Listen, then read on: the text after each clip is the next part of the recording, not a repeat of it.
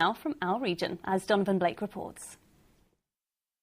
The sight of a Lotus Formula One car was thought to be a thing of the past, but now it'll be a thing of the future. And this is the man who's taking on the task of bringing it to life. Mike Gascoyne is the technical director of the new Team Lotus, which will return to the Grand Prix circuit next year. Team Lotus will be based at the old RTN factory at Hingham, a few miles from the Lotus headquarters in Hethel, with financial backing from Malaysia. We've got a huge job ahead, and I think for the whole of the area, we're obviously going to have to employ people very rapidly and get up to speed. A lot of skilled manufacturing, and that will be here. So I think it's great news for Norfolk and the whole area. Now 15 years since Lotus was last involved in Formula One, they'll be the fourth team from our region on next season's grid. They'll join Silverstone-based Force India, Milton Keynes-based Red Bull and Brawn GP based in Brackley in Northamptonshire. This is where the new F1 car for Lotus will be produced, but for 20 months or so, this complex at Hingham in Norfolk stood idle and empty. Before that, they were producing cars for the DTM race series in Germany, also producing parts for the Audi Le Mans cars, and for 3 years they were involved in the Bentley project, producing cars like this for the famous 24-hour race. Lotus was certainly one of the great names in Formula One for nearly 40 years after their first involvement in 1958. The team, founded by Colin Chapman, also attracted some of the sport's best drivers, including Jim Clark and Graham Hill in the 60s, Emerson Fittipaldi and Mario Andretti in the 70s, and Ayrton Senna in the 80s. It's a major achievement just to be on the grid, there's no doubt about it, but it'll be peopled by racers, which means that they'll all actually want to be competitive. They won't be happy sitting at the back of the grid. Of course, to start with, that's all you can expect, but they will want to push forward and try and win races in the future. As you say, Force India have done it, so why not? The first task now is recruitment for the Lotus F1 Norfolk base, although a new purpose-built centre will be built at Malaysia's Sepang International Circuit. But their success will also depend on the car, which will be powered by engines built at Cosworth in Northamptonshire, and their drivers. And while Mario Andretti's World Championship win in 1978 reflects an illustrious past, it's a bright future which Team Lotus is looking towards now. Donovan Blake, Anglia News, Norfolk. It'll be good to see them back. Now, Easyjet staff have marched through Luton in protest over cutbacks that could put hundreds of jobs at risk. The airline blames a planned 20% reduction in services at Luton on a breakdown in talks about charges between the airport's owners and Luton Borough Council. Neil Bradford has this report. According to Easyjet, sky-high costs are keeping planes on the ground. That means jobs are at risk. Those facing redundancy are angry, not with their employers, but with the local council. It owns Luton Airport, leasing it to Spanish company Albertis. Whatever the reasons, whatever's behind it, Easyjet are the one who have the intention to withdraw the flight. Shouldn't you be aiming your protest at your employers? Not at all, because they've been in negotiations with the council to lower prices at the airport. The reason they're withdrawing flights is basically they can't afford to keep operating the way they are. The council, as owners of the airport, have the responsibility and the power to lower costs and help us stay there. For every return fare, each passenger pays £9 in airport charges. 5 of that goes to Luton Borough Council, with the rest going to the airport operator. It maintains that is competitive, but Easyjet says rising costs have already forced it to reduce the number of flights by 14% this year. It now wants to cut flights by a further 20%, and that means more than 100 jobs are at risk. One leading economist says it suits the airline to blame others for the cutbacks.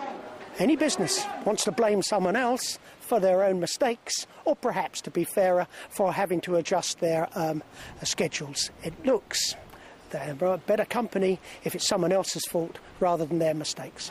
While it says it has enormous sympathy for Easyjet workers, Luton Borough Council says it has no influence over negotiations between the airline and the airport operator.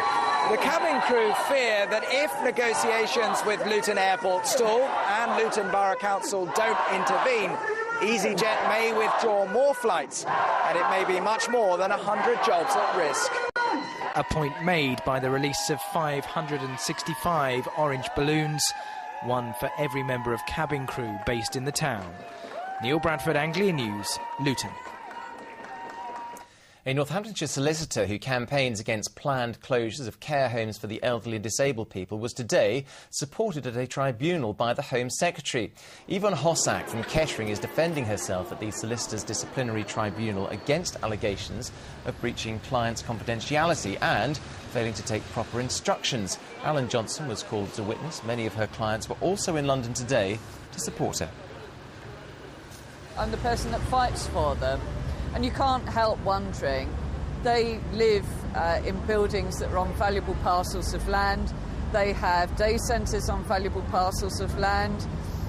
Is this a coincidence, this prosecution, based on no client complaint coming at this time? Who knows? Well, stay with us here on ITV Anglia. All the news and sport from your part of the region coming up next. Now, Amanda's here for information about the suspected murder of a missing man. Paul Duckenfield was last seen arriving at Stansted Airport a year ago today. A nationwide murder inquiry is underway, although a body has never been found. The 41-year-old previously featured in an episode of ITV's The Cook Report. 3 men have been arrested and released on bail. Police believe the motive for the murder is linked to Mr Duckenfield's involvement in the supply of anabolic steroids used by athletes and bodybuilders. Airport. He arrived at Stansted at just before 2 p.m. on the 15th of August 2008.